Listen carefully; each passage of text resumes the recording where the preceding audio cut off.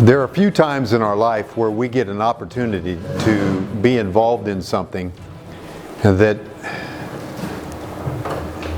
is not only life-changing, but it allows us to fulfill the goals that we ourselves have in our own life. Sometimes we don't even know what those goals are until we're faced with evaluating what's important to us. 40 years ago, I thought as a young man, I've got 40 years of adult life behind me, and I hope that I have many, many more years left that I can continue to grow. But during that 40 years, there have been people that have impressed on me certain things that are both older and younger. But I want to share with you the life of a person who didn't flinch at a task. This is an interview with Scott Harrison. It's 18 minutes long, and we're not going to watch it. I'm going to give you a recap. 11 years ago, he decided that his life was a wreck. He was selling water and all kinds of products to all kinds of bars in New York. He was 28 years old. And at 28, he decided that he needed to get his life together.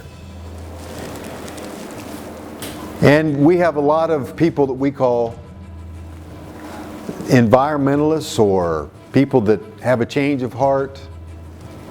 And he was one of those guys that said, look, I need to find myself. So he started volunteering himself to all kinds of different organizations, and they wouldn't take him because he had nothing to give. He was just a salesman for bars at 28 years old. Then he found an organization that would take him if he'd pay his own way.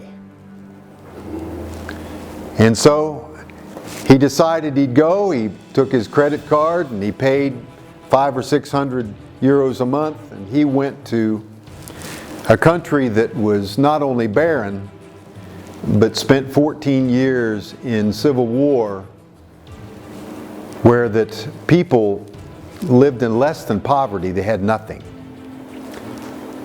And the water there was so bad that the first time in his life he saw little children drinking water out of a container that the top of it was green. He didn't have a lot of money. As a matter of fact, he didn't have enough money to hardly support himself. But he saw that as a challenge and said, I've got to do something by himself. And so he started crowdfunding, and he started an organization called Charity Water. And during the 11 years, he raised over $268 million and put in over 24,000 wells around the world.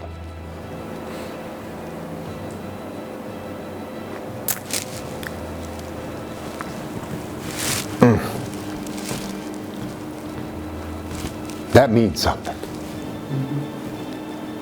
That's the heart of Nsuva.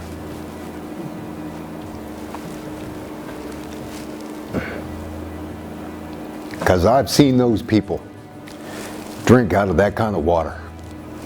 And I've seen those people live in something my dog wouldn't live in.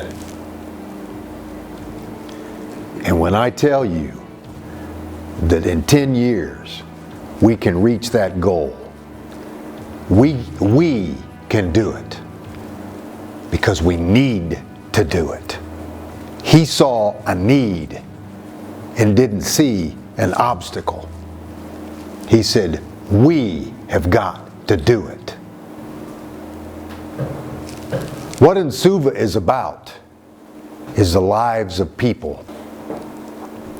And what we're about to do is to utilize some tools that have come to be over the last few years,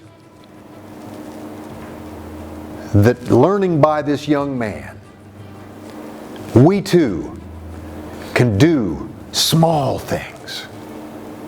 7 million people can drink clean water because of one man. So I don't ever want to hear anybody say, we can't get there. It's how. It's how. Using every tool that we have. Using what arms and legs and brain that we have. And accomplishing the goal. We've spent a great deal of time working hard, thinking, laying up at night, and I have not even struggled compared to what the needs are that are out there. And why I just wanted his picture up, I wanted you to see this man right here. This man right here. He's not wearing a big dress suit. He's rolled up his sleeves. He's a man of action. He's a man that's not afraid. And I don't even know him.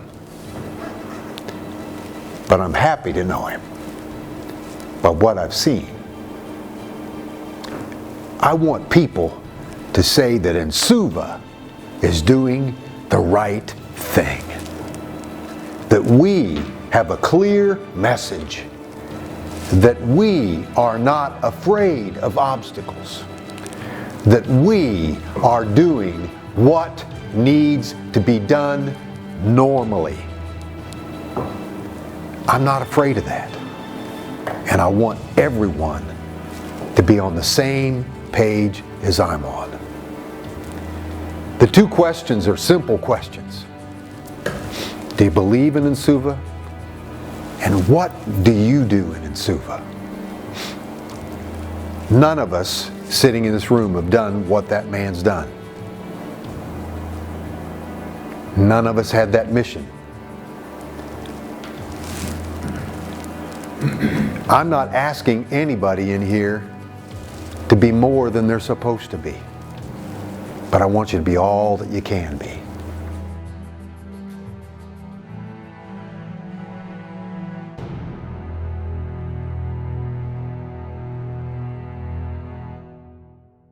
Nsuva.global